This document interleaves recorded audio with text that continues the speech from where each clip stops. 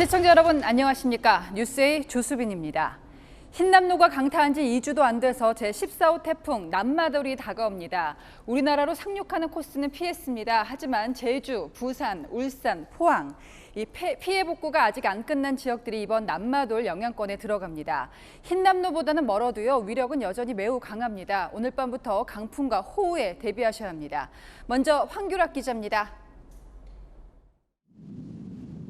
시속 22km의 속도로 북상하고 있는 14호 태풍 남마돌. 우리나라 남쪽에 비구름을 옮기며 일본 가고시마 남동쪽 해상에서 북서진하고 있습니다. 남마돌은 중심 기압 930헥토파스칼, 최대 풍속 초속 50m로 2주 전 우리나라를 강타한 흰남노와 2003년 매미와 맞먹는 초대형 태풍입니다. 사람과 큰 돌을 날릴 수 있는 위력인 남마돌은 내일 새벽 일본 규슈 서쪽 해안에 상륙해 혼슈를 관통할 것으로 예보됐습니다. 태풍이 우리나라에 상륙하지는 않지만 강풍 반경이 400km에 달해 경남 남해안에 영향을 줄 것으로 보입니다. 태풍이 한반도와 가장 가까워지는 시간은 제주는 내일 새벽 4시, 거제 오전 9시, 부산은 오전 10시, 포항 오후 1시 등입니다. 영남 해안과 강원 영동에서는 시간당 최대 60mm의 폭우가 쏟아지겠고 영남에는 많게는 150mm의 많은 비가 예보됐습니다. 최고 10m가 넘는 파도가 방파제나 해안도로를 넘는 곳도 있을 수 있어서 주의가 필요합니다. 최대 150mm의 많은 비가 예상이 되며 최대 순간 풍속이 초속 35m가 넘는 강풍이 예상됨에 따라 내일 새벽부터 낮 사이까지는 강한 비바람에 대비가 필요합니다. 올해 발생한 태풍은 14개로 평년 25개에 비해 적은 편이지만 태풍 하나하나의 위력이 점점 강해지고 있어 대비가 필요합니다. 윤석열 대통령은 이상민 행정안전부 장관에 과하다 싶을 정도로 엄중하게 대처해달라고 당부했습니다. 채널A 뉴스 황규락입니다. 바로 부산으로 가보겠습니다. 역시 흰남노 피해가 컸던 곳들이 아직 복구도 못 마친 상태인데요. 불안감이 감도는 부산 송도 해수욕장에 취재기자 나가 있습니다. 네, 홍진우 기자, 바람이 강하다고 들었는데요. 지금 상황은 어떻습니까? 네, 제가 나와 있는 부산 송도 해수욕장엔 비가 내리기 시작했고 바람도 서서히 강하게 불고 있습니다. 제14호 태풍 남마돌의 중심과 부산의 거리가 450km 정도로 가까워지면서 긴장감이 서서히 고조되고 있습니다. 해안가 바로 앞 가게는 또다시 파도가 덮칠까 가벽을 세웠습니다. 아직도 문이 없어 뻥 뚫린 채 복구 작업에 손도 못 댄 가게도 많습니다. 해안도로 산책로도 깨진 모습 그대로입니다. 그냥 있는 거 다 실려 나갔다 아닙니까? 봐보 있어. 다 실려 나갔어. 그래 너무 황당해가지고 또 온다니까 좀 걱정되고 있는데 어떻게 해야 될지 모르겠고. 또 다른 상가들은 무거운 철 구조물을 세우고 방지망을 설치하고 합판을 대 유리창이 깨지는 걸 차단하고 있습니다. 강한 바람으로 송도해상 케이블카는 오늘 운행을 멈췄습니다. 태풍 남마돌이 부산에 가장 근접하는 시간은 내일 오전 10시쯤. 박형준 부산시장은 호소문을 통해 내일 오전 중에는 안전한 곳에 머물러 달라고 당부했습니다. 2주 전 태풍 흰남노로 범람해 인근 아파트 지하 주차장을 집어삼킨 포항 냉천. 가설 제방을 쌓고 있지만 태풍 남마돌 북상에 주민들은 걱정이 태산입니다. 걱정은 뭐 이루 말할 수가 없죠. 내 혼자 입장이 아니고 우리 포항 주민 대성 전체가 지금 오늘 밤은 아무도 진짜 잠을 못 자고 밥도 안 넘어갈 겁니다. 가장 먼저 영향권에 들어간 제주도에는 집채만한 파도가 몰아치고 있습니다. 관광지를 찾은 시민들은 발길을 돌리고 있습니다. 바람이 많이 부는데 우리가 이걸 제대로 즐기고 갈 수 있을지 의문스러워요. 여객선은 경남 삼천포에서 제주 등 7개 항로 8척의 운항이 중단됐습니다. 항공기도 기상 상황에 따라 지연 또는 결항할 수 있어 운항 정보를 미리 확인해야 합니다. 채널A 뉴스 홍진우입니다. 네, 태풍 난마돌은 여러 예상 경로가 있었지만 이 중에서 결국 일본 본토로 상륙합니다. 열도를 훑으면서 북상할 걸로 보이는데요. 한 번도 경험 못한 태풍이 오고 있다는 현지 분위기는 도쿄 김민지 특파원이 전해왔습니다. 거친 파도와 강한 빗줄기 탓에 가고시마의 화산섬 사쿠라지마가 잘 보이지 않습니다. 강풍의 위력에 나무가 부러지고 빠친코 가게 유리창은 통째로 깨졌습니다. 지난 8월 말 오키나와를 강타한 흰남노에 이어 이번엔 초강력 가을 태풍 난마돌이 규슈 쪽으로 북상하는 겁니다. 중심 기압은 930헥토파스칼, 최대 순간 분속은 초속 65m에 달하는 난마돌은 오늘 밤 규슈에 상륙할 것으로 보이는데 일본 기상청은 2013년부터 제도를 운용하기 시작한 이후 처음으로 가고시마현에 태풍 특별 경보를 발령했습니다. 本でしか読んでないで統計でもあまりはっきり残ってないそういうような記録的な台風がもうまさにこう接近してきているということでかなりやばいな働き始めて見たことがない。 피해도 속출하고 있습니다.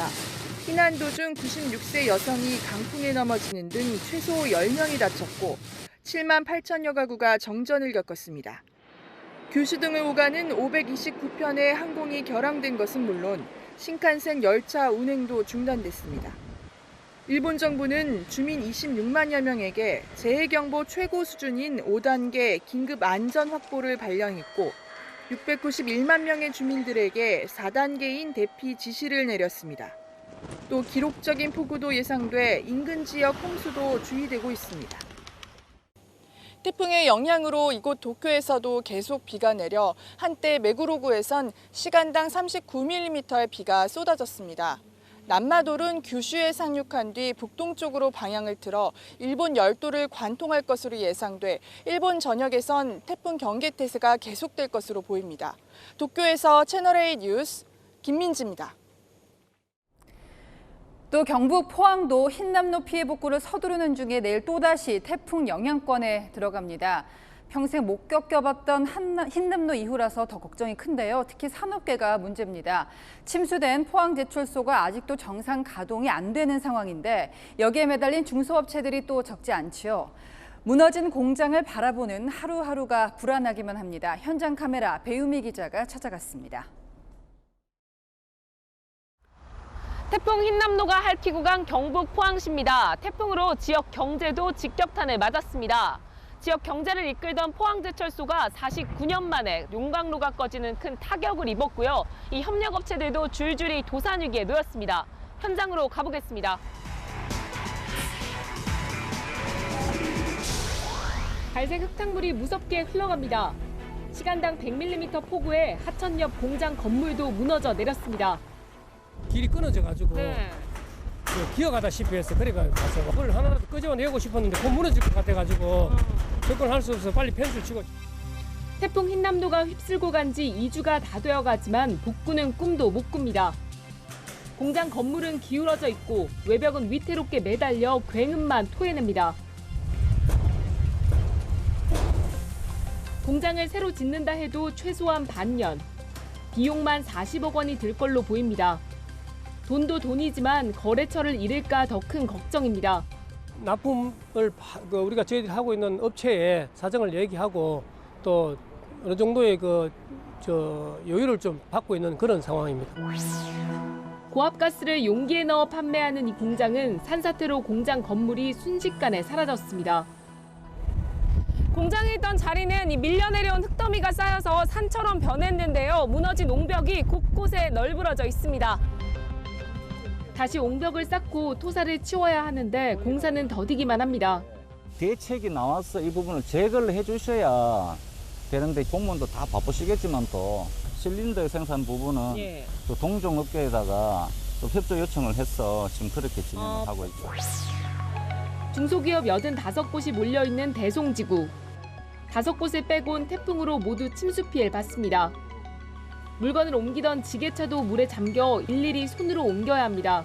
일단은 뭐 사람이 할 수 있는 일로만 해야 돼서 무게가 하나에 돌아나가 한 20kg, 한 30kg 하는데 당장 할 수 있는 건 선풍기로 물건들을 말리는 것뿐입니다.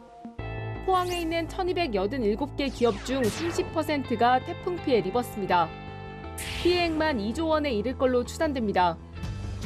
포항제철소는 처음으로 제철소 부지 대부분이 물에 잠겼고 흙탕물로 뒤덮였습니다. 쇳물을 만드는 용광로는 일주일 만에 가동을 시작했지만 연말까지 100% 운영은 어려운 상황. 이런 이 공장 같은 경우는 한 최대 6개월 이상 정상화되는 데 시간이 걸릴 거라고 보고, 그다음에 스테인리스라든가 다른 부분들도 조금 추가적인 확인이 필요하지만 정상화에 시간이 걸릴 거로 판단을 하고 있습니다. 대기업들도 버티기 힘든데 중소기업들은 언제까지 버틸 수 있을지 미지수입니다. 지하주차장에서 안타까운 희생자가 나오고 공장이 떠내려가고 시장이 물에 잠기고 태풍은 어려운 사람들에게 더 큰 시련이 되고 있습니다. 현장 카메라 배유미입니다. 네, 그제 저희가 보도했었죠. 신당역 스토킹 살해범의 모습입니다. 살해 당일 신당역과 20정거장이나 떨어진 구산역 인근을 1시간 넘게 이리저리 배회하고 있었습니다. 자, 아무리 스토커라도 왜 하필 그곳인지 의문이 남았었는데 오늘 그 실마리가 풀렸습니다. 이곳 근처에는 피해자가 이사 가기 전에 살았던 옛 집이 있었던 겁니다. 몇 시간이나 피해자가 출근하기만 기다리면서 닮은 여성을 보면 뒤쫓았습니다. 살해 도구가 든 배낭을 맨 채였습니다. 자, 저희가 확보한 영상 보시겠습니다. 김민환 기자입니다. 스토킹 살해범 전모 씨가 서울 서대문구에 있는 자기 집을 나선 건 지난 14일 오후 2시 30분쯤. 약 3시간 뒤 지하철 6호선 구산역 주변 CCTV에 포착됐습니다. 전 씨는 피해자가 과거 살았던 집을 찾아가 주위를 배회했습니다. 피해자가 살던 옛 집이 구산역 주변이었던 겁니다. 피해자를 만나지 못하자 오후 6시쯤 구산역으로 들어가 내부 전산망으로 피해자의 근무 시간 등을 조회했습니다. 야간 근무인 피해자가 출근할 시간이 가까워진 걸 확인하고는 또다시 옛집을 찾아갔습니다. 이곳에서 끝내 피해자를 만나지 못하자 저녁 7시쯤 구산역에서 지하철을 타고 신당역으로 이동했습니다. 신당역으로 출발하기 전까지는 피해자의 옛 집과 구산역 사이 거리를 배회했습니다. 피해자와 외모가 비슷한 여성을 발견하고 한참 뒤따라가는 모습도 포착됐습니다. 뒤를 따라 길을 건너기도 하고 여성이 건물에 들어갈 때도 바짝 붙어 따라 들어갑니다. 잠시 뒤 밖으로 나온 여성 뒤로 전 씨 모습이 보입니다. 전 씨는 이후 신당역으로 이동해 범행을 저질렀습니다. 경찰 조사 결과 전 씨는 과거에도 피해자의 옛 집을 찾아갔던 사실이 확인됐습니다. 범행 당일 전 씨가 집을 나선 뒤 6호선 증산역에서도 내부 전산망을 조회한 사실도 드러났습니다. 전 씨는 우울증 약을 복용하고 있다며 범행 후 극단적 선택을 하려 했다고 진술했습니다. 일각에선 가명을 노리고 심신미약을 주장하려는 것 아니냐는 분석이 나옵니다. 채널A 뉴스 김민환입니다. 다음 뉴스입니다. 윤석열 대통령이 영국, 미국, 캐나다 순방을 떠났는데 출국 전에 미국 언론과 인터뷰를 가졌습니다. 주목할 만한 발언이 많았는데요. 특히 북한에 집착하는 학생 이런 표현까지 쓰면서 문재인 정부 외교 정책을 강하게 비판했습니다. 조영민 기자입니다. 윤석열 대통령이 부인 김건희 여사와 함께 5박 7일 일정의 영국, 미국, 캐나다 순방길에 올랐습니다. 윤 대통령은 순방에 앞서 가진 미국 뉴욕타임즈와 인터뷰에서 문재인 정부 대북 정책 등 외교 정책을 강도 높게 비판했습니다. 문재인 전 대통령을 향해서는 교실에서 북한이란 친구 한 명에게만 집착하는 학생 같아 보였다고 평가했습니다. 문재인 정권은 미중 사이에서 너무 모호한 태도를 보였다면서 자신은 예측 가능성을 추구하고 미중 관계에서 더욱 분명한 입장을 취할 것이라고 차별화를 내세웠습니다. 그거는 쇼입니다. 국내 정치의 외교를 이용하고 국내 정치의 남북한 통일 문제를 이용하는 쇼입니다. 저는 쇼는 안 합니다. 또 북한 도발을 억제하기 위해 미국의 해구산을 포함한 모든 수단을 미국과 함께 마련할 준비가 돼 있다고도 강조했습니다. 윤 대통령은 미국 뉴욕에서 열리는 유엔 총회를 계기로 미국, 일본과 각각 정상회담을 갖고 북핵 문제 대응 등을 위한 공조 방안을 논의할 예정입니다. 산케이 신문 등 일부 일본 매체들이 일본 정부가 한일 정상회담을 개최하지 않는 방향을 조율 중이라고 보도했지만 대통령실은 예정대로 회담을 조율 중이라고 밝혔습니다.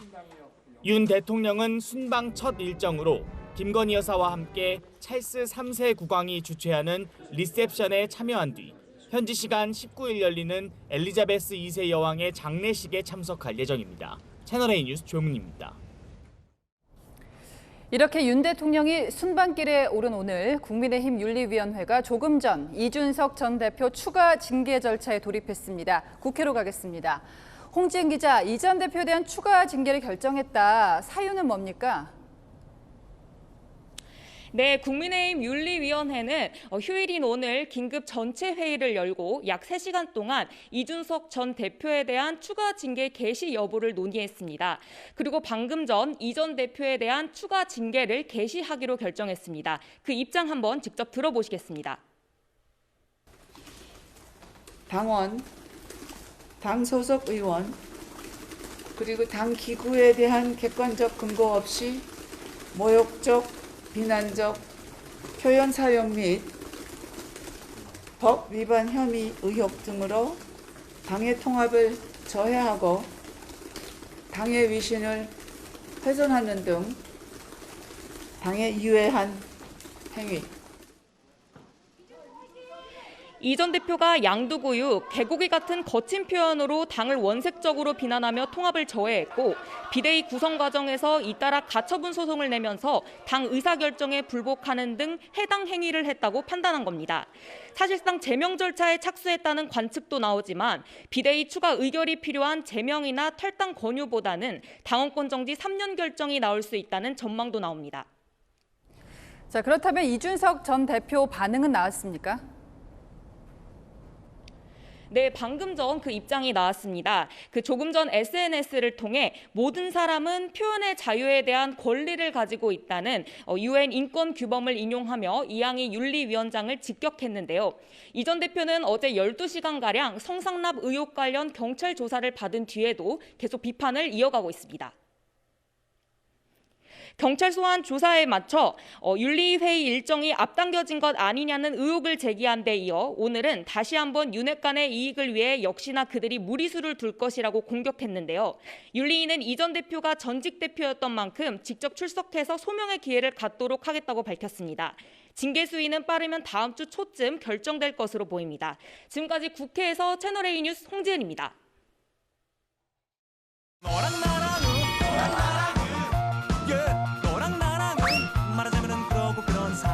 네, 여랑야랑 정치부 최선 기자가 나왔습니다. 첫 번째 주제 보겠습니다. 네, 들은 이야기인데 김의겸 의원이 들은 이야기를 밝혔다가 좀 논란이 됐어요. 네, 김의겸 민주당 의원이 같은 당 이재정 의원에게 들었다며 밝힌 얘기인데요. 네. 지난달 이재정 의원이 자신의 지역구가 있는 안양교도소 이전 사업 업무 협약식에 참석해 한동훈 법무장관을 피하려고 애썼는데 결국 악수에 응하면서 정부의 홍보에 활용됐다며 한 장관을 비판했습니다. 이재정 의원한테 제가 들은 이야기예요.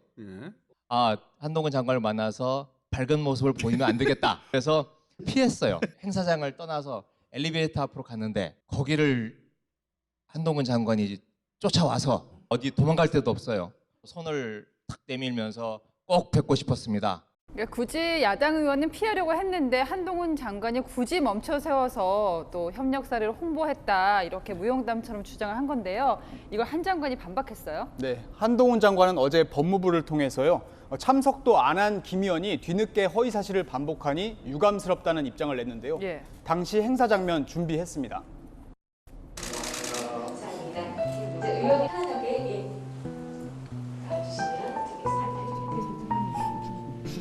바로 당시에 촬영할까요? 의원이 이쪽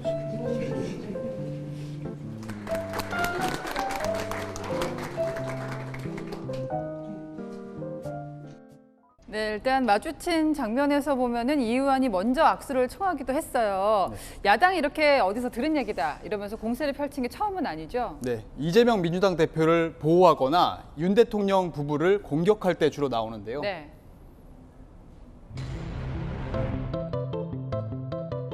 전기 교체 비용이 2천 몇백만 원이라고, 집무실 주변을 지키는 의경들 급식비 11억 원인가를 그걸 관저공사 이사 비용으로 쓴다. 아우, 설마 남는 돈 11억 원이겠지 그거를.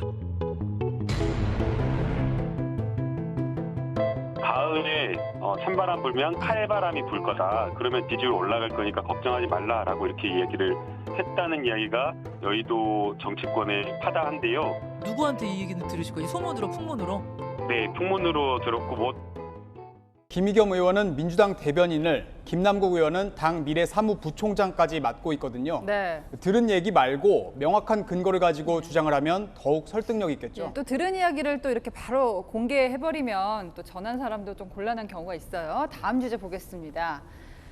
10년차 정치인 누굴까 봤더니 국민의힘 안철수 의원입니다. 야, 벌써 그렇게 됐습니까? 네, 안철수 의원이 오늘 정치 입문 10년 기자회견을 했는데요. 예. 강산도 10년이면 변한다는데 안희원도 역시 변했습니다.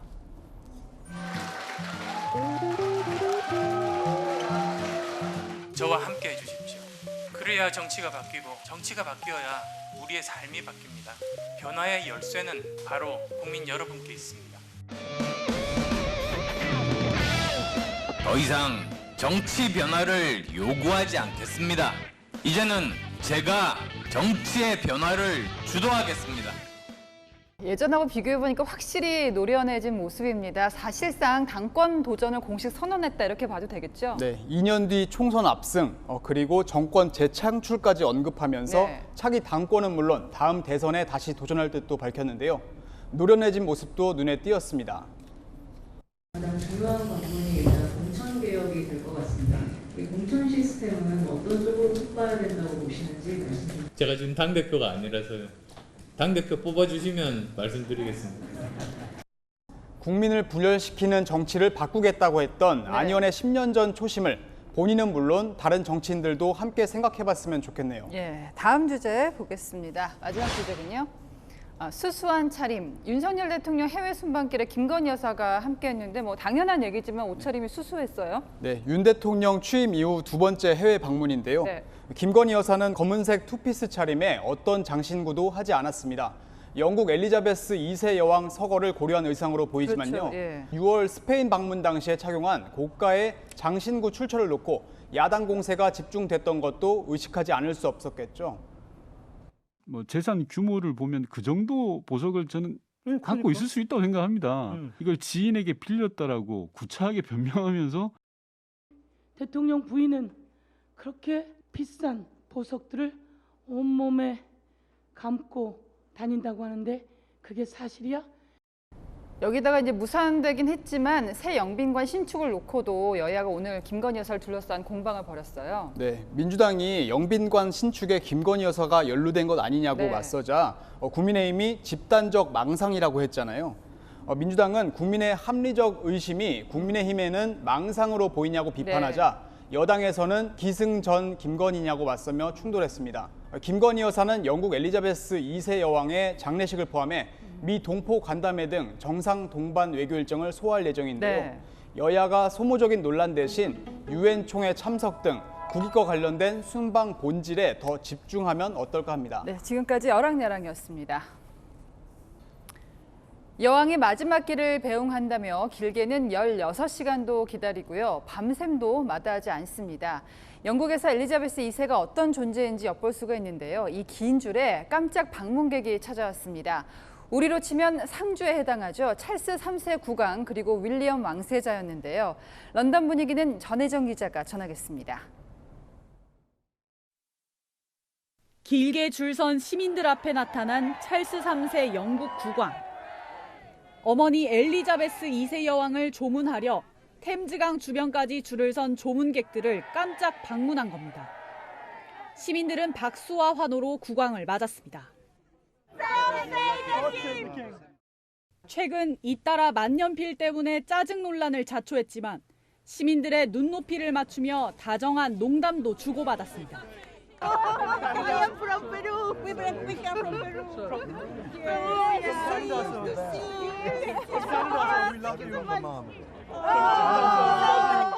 동행한 윌리엄 왕세자도 일일이 감사를 표했습니다. international as Q was. She would never believe us, honestly. She really would. She would love it. It's amazing. 장시간 대기줄에 지쳐있던 시민들은 반가움을 감추지 못했습니다. Dad, I can't talk right now. Yeah, and I've just shook hands with Prince William. I've been queuing up since 1 o'clock in the morning and arrived here and just didn't expect this at all. So it's just a fantastic thing. 찰스 3세 부자는 장례 기간 중 시민 안전과 경호 임무를 전담한 영국 경찰을 격려 방문하기도 했습니다. 장례식 준비가 막바지에 다다른 가운데 윌리엄 왕세자 등 여왕의 손자녀 8명이 직접 15분간 관을 지키는 예식에도 참석했습니다. She's very much loved and missed by her children, her grandchildren, and other members of the family. 이 자리에는 왕실을 떠나 미국으로 이주한 해리 왕자도 군복을 입고 참석해 눈길을 끌었습니다. 채널A 뉴스 전혜정입니다.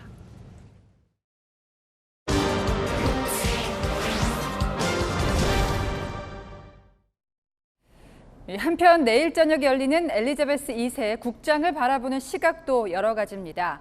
특히 새 국왕 즉위식까지 무려 9조 원이 들 수 있다는 얘기에는 비싼 가격표가 붙었다, 이렇게 비꼬는 말도 나왔습니다. 세계를 보다 김윤수 기자입니다. Single largest protection operation that the Met Police has ever undertaken. We will have hundreds of world leaders and other senior figures here in London on Monday. 엘리자베스 2세 여왕의 장례식 준비가 막바지를 향하고 있습니다. 1965년 윈스턴 처칠 전 총리 이후 57년 만에 치러지는 국장이지만 엄청난 장례 비용에 싸늘한 시선도 새어나옵니다. 국장과 새 국왕의 즉위식을 포함해 최대 9조 원이 들 것이란 예상도 나옵니다. 물가가 천정부지로 뛴 가운데 세계 각국 정상들의 대거 참석으로 경호 비용이 크게 늘어났기 때문입니다.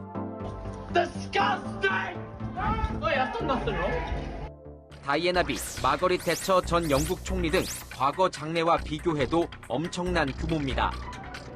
지난해 세상을 떠난 남편 필립공 장례식은 코로나19 사태로 간소하게 치러졌습니다. 대규모 세금이 투입되는 만큼 이번 장례식 이후 영국의 경기 침체 가속화가 불보듯 뻔하다는 겁니다. 열흘간의 애도 기간과 임시 공휴일인 국장 당일 식당, 상점은 물론 병원, 은행까지 문을 닫아 영국의 GDP가 0.2%가량 하락하고 최대 17조 원의 손실이 생길 것이란 예측도 나옵니다.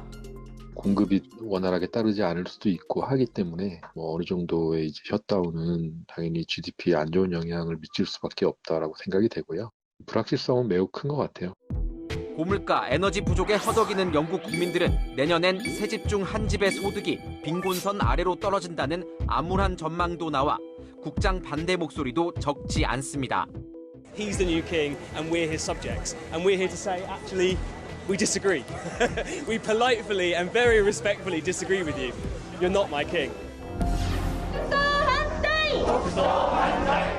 영국 여왕의 국장 8일 뒤 열리는 일본의 아베 전 총리 장례식도 반대 여론이 들끓고 있습니다. 총격범이 제기한 아베 전 총리와 통일교의 유착 의혹에 대한 규명도 없이 기시다 총리가 당내 보수파를 의식해 일방적으로 국장을 밀어붙였기 때문입니다. 장례 비용 161억 원은 모두 국민 혈세로 충당됩니다. そんなお金があったら他のことに使ってほしいっていうのが私のすごく一番思うところ。 국장 반대 여론은 이미 50%가 넘었고 제1야당인 입헌 민주당 지도부는 보이콧도 선언했지만 기시다 총리는 강행 의지를 굽히지 않고 있습니다. さまざまな大きな成果を上げてこられたこうしたことであると思います。だからこそこうした人物のこの非業の死に対する 그런 사이 기시다 내각의 지지율은 32%로 지난해 출범 이후 최저 수준으로 떨어졌습니다. 인플레이션에 이은 경기 침체 위기 속에 치러지는 비싼 추모 행사가 허례허식으로 인식되고 있는 겁니다. 세계를 보다 김윤수입니다. 암호화폐 테라와 루나를 개발했던 권도형 대표입니다. 대폭락으로 수많은 투자자가 피해를 봤는데 지난 4월 이후 행방이 묘연합니다. 추국했던 싱가포르에도 없다 이런 외신 보도마저 나왔는데요. 정작 당사자는 어디 있는지는 밝히지도 않으면서 도망간 게 아니라고만 할 뿐입니다. 자, 그럼에도 불구하고 검찰이 도주가 명백하다고 보는 이유가 있는데요. 사공성근 기자가 보도합니다. 루나 테라 개발사 테라폼랩스의 권도영 대표가 SNS에 글을 올린 건 한국 시간으로 오늘 새벽. 나는 도망 중이 아니라며 정부기관에 협조하고 숨길 것이 없다고 썼습니다. 권 대표가 현재 싱가포르에 없다는 싱가포르 경찰 관계자의 발언을 외신들이 보도하자 하루 만에 반응한 겁니다.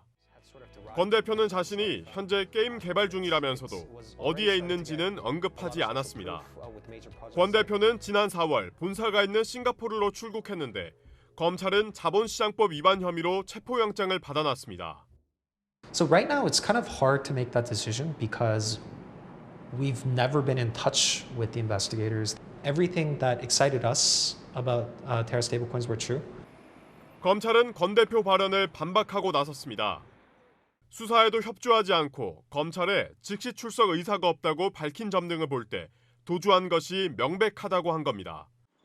검찰은 권 대표 출국 한 달 뒤 가족은 물론 회사의 핵심 재무관계자 대부분이 싱가포르로 출국한 사실도 지적했습니다.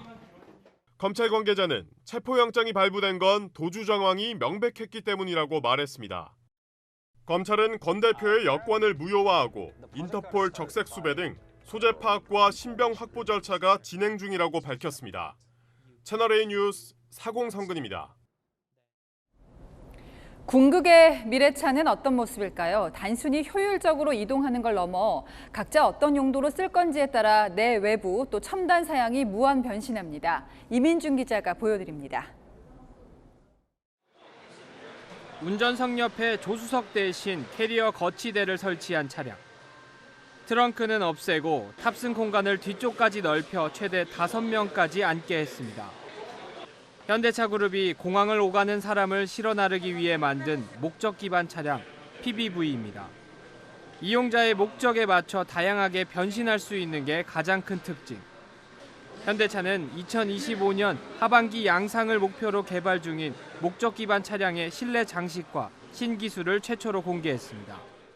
사용자가 모빌리티에 기대하는 경험은 더욱더 다양해지고 새로워지고 있습니다. 다양한 상황에 따라 좌석을 바꿀 수 있는 다목적 시트 시스템과 고객의 몸을 감지해 체형에 맞게 모양을 만들어주는 반응형 시트도 미래차에 장착될 핵심 기술. 앞서 기아도 운전석 외에 모든 좌석을 뗀 1인승 밴 등을 출시하며 PBV 시장에 도전장을 냈습니다. 해외 기업들의 경쟁도 뜨겁습니다. 벤츠는 출퇴근 시간 셔틀로 쓰고 화물차로도 변신하는 미래차를 선보였고 도요타는 다목적으로 활용 가능한 자율주행 셔틀을 지난해 도쿄올림픽 기간 공개했습니다. 미국 전기차 스타트업 리비아는 물류기업 아마존에 2030년까지 운송용 밴을 10만 대 공급합니다. 소비자의 입맛에 맞는 각 분야의 특성에 맞게끔 장거리 운전용 또 일반 운전자용이나 또는 소비자용 어떤 특성에 맞춰서 부각되는 모델이 앞으로 더 많이 등장할 것으로 보고 있습니다. 업계는 PBV 차량이 2030년 연간 2천만 대 판매될 것으로 내다보고 있습니다. 현대차그룹은 연간 최대 15만 대를 생산할 수 있는 PBV 전기차 전용 공장을 지을 계획입니다. 승객에게 새로운 경험을 선사하는 완성차 업체들의 미래차 전쟁이 갈수록 치열해질 전망입니다. 채널A 뉴스 이민준입니다. 이 비무장지대, 우리 민족에게는 분단을 상징하는 아픈 공간이죠. 이 안에 일반인도 들어가 볼 수 있는 평화의 길이 있습니다. 강원도 인제 구간이 70년 만에 추가로 열렸는데요. 1만 2천 봉 금강산이 품에 안길 듯이 한눈에 들어옵니다. 강경모 기자가 들어가 봤습니다. 멀리 보이는 푸른 빛깔의 산 능선. 손 뻗으면 닿을 수 있는 거리지만 갈 수 없는 금강산입니다. 지금 제 뒤로 희미하게 보이는 봉우리가 금강산입니다. 여기서 직선 거리로 60km 떨어져 있습니다. 분단이 되기 전 이 동네 주민들은 걸어서 오갈 만큼 금강산이 가까웠습니다. 생존에 계시는 어르신이 도시락을 싸가지고 거기 금강산 소풍을 가면 4시면 도착한대요. 금강산을 볼 수 있는 데는 우리 지금 여기 이 DMZ밖에 없을 것 같습니다. 최고 가까운 데니까. 좌우로 고개를 돌리면 양구 해안면 펀치볼과 동해바다도 보입니다. 모두 인제 비무장지대 평화의 길 최북단 코스인 1052고지에서 바라본 풍경입니다. 1954년 이후 일반인들에게 개방되지 않았던 금단의 땅이 70년 만에 열렸습니다. 인제군은 지난 14일부터 총 46km 코스의 평화의 길을 공개했습니다.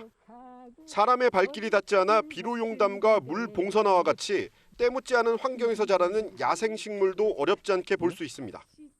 DMZ 자체를 이제 뭐 대결의 장이라 그런데 저희 주민들은 긴장감도 있지만은 평화와 생명이 공존하는 곳이다 이렇게 좀 알리고 있습니다. 생태 해설사가 들려주는 홀로아리랑 연주는 색다른 느낌으로 다가옵니다.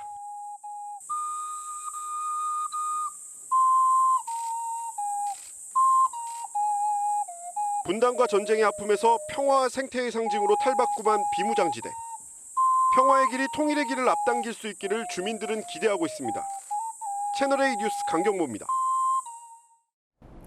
태풍 남마돌은 현재 일본 가고시마 서북서쪽 부근 해상에서 북상 중입니다. 오늘 밤 우리나라 남동쪽과 가까워지면서 제주와 영남, 강원 해안에 영향을 줄 걸로 예상되는데요. 이번 태풍의 고비는 오늘 밤에서 내일 오전이 되겠습니다. 전해상과 해안가로 특보가 내려질 만큼 강한 바람이 불겠고요. 제주와 영남, 강원 해안에 집중 호우도 예상됩니다. 비는 내일까지 영남 해안에 150mm, 강원 영동으로도 100mm 이상 예상됩니다. 강풍까지 덮칩니다. 최대 순간풍속 초속 35m로 매우 거칠 전망입니다.